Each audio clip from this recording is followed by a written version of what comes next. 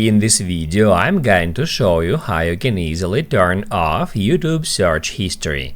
Be sure to watch the video to the very end so you don't make any mistakes, and of course do not forget to hit the like button and subscribe to my channel. So let's get started, and first off, open up YouTube app, then hit at your profile picture and select your data in YouTube.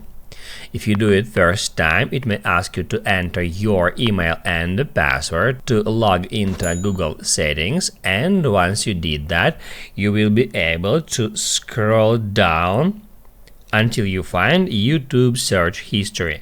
Now it's on and you can tap on it to move to YouTube search history settings.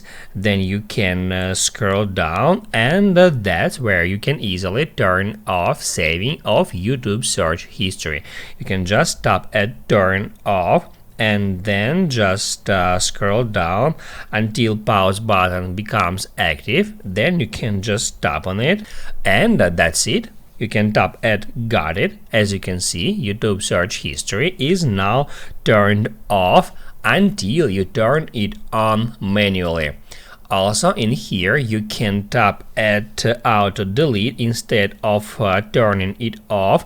You can get into auto delete option, and then you can select auto delete activity older than, and then set it to 3 months, 18 months or 36 months.